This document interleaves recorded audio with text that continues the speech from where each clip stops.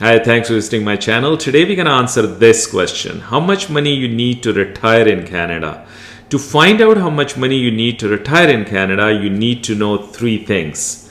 What age you're retiring at, how much income you need in retirement, and what income sources you're expecting to have in retirement, so we can find out how much additional personal savings you need to make up the shortfall. For the purpose of this video, we'll assume you're retiring at the standard retirement age of 65. You're expecting to have 70% of your pre-retirement income, and you're expecting to live for 25 years in retirement. We picked retirement age of 65 because that's when the most of the government retirement benefits start, like CPP, old age security, and guaranteed income supplement. We picked the required retirement income of 70% of pre-retirement income because we expect 30% reduction in expenses like mortgage payment, cost of raising children, RRSP and company pension plan contribution, CPP and EI contribution, and drop in employment related expenses. This is called 70% rule. So if you're making $100,000 per year before retirement, you should expect to spend $70,000 per year in retirement. We are planning to live in retirement for 25 years, even though the average life expectancy in Canada is about 83 years. One flaw with 70% rule is that it does not take into account that your retirement income needs will not be the same every single year for the next 25 years. This is due to three different phases in retirement: go-go phase, slow-go phase, and no-go phase. In go-go phase, which is usually between age 65 and age 75, people spend 90% of their pre-retirement income because they're still healthy and they spend more money on things like travel. In slow-go phase, which is usually between age 75 and age 85, people spend a lot less money, more like 70% of their pre-retirement income, because they travel a lot less. In no-go phase, which is usually over the age of 85, people spend a lot less, more like 50% of their retirement income, because they're not very mobile.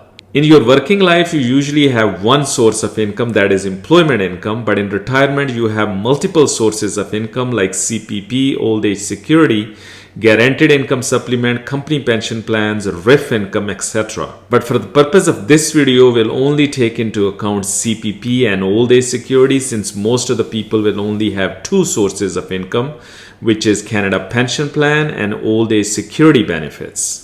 If you are a couple who has lived and worked in Canada for a major part of your life, you should expect to receive approximately $30,000 from Canada Pension Plan and old age security, and will have to make up for $40,000 income shortfall from your own personal resources like RRSP, TFSA, non-registered account, or any rental real estate you might have. We won't touch the equity in your principal residence, and will use that as a buffer in case you run into unexpected expenses like additional healthcare costs. Otherwise, we'll let the primary residence go through your estate and passed on to the next generation.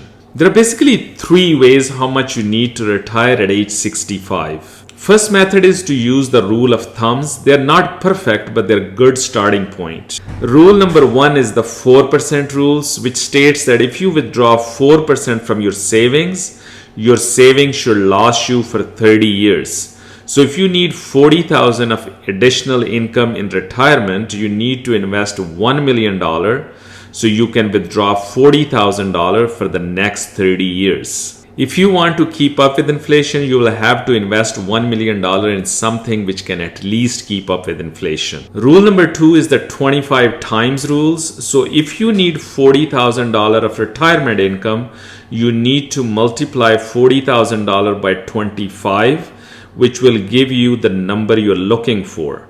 So if you multiply $40,000 by 25, you'll need $1 million to retire for 25 years. You'll notice that the results of 4% rule and 25 time rules is the same, because they're really the same rules, but the different ways of calculating it. Second method is to use the retirement calculator. You will need to provide the expected rate of return in retirement, how long you need the income for, and calculator will give you how much money you need to invest.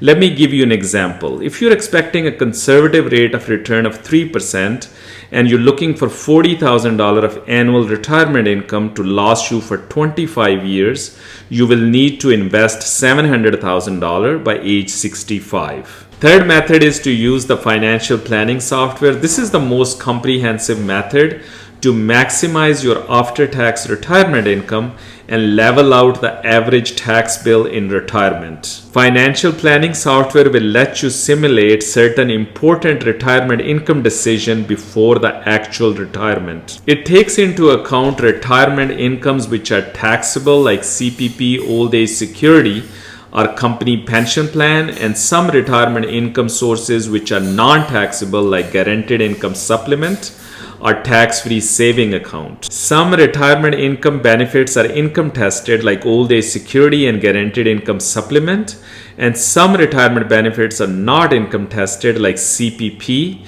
and company pension plans. If you should take CPP early at age 60 with 36% less CPP payment, or you should delay CPP until age 70 with 42% more CPP payments for rest of your life. Or if you should delay old age security until age 70 with 36% more old age security payments for rest of your life. Also, if you should melt down your RRSP early, or you should convert your RRSP to RIF before age 71 to take advantage of $2,000 pension income tax credit, or split 50% of the eligible pension income with your spouse. Or decisions like if you should sell your non-registered investments like rental properties before retirement to trigger any capital gain to avoid getting your government benefits clawed back. A written financial plan also has to be reviewed on regular basis. Make adjustments as necessary as personal circumstances, inflation, taxes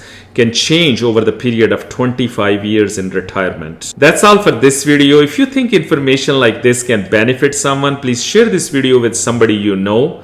If you think you learned at least one new thing from this video, please like this video and consider subscribing so it encourages me to produce more valuable contents for people like you.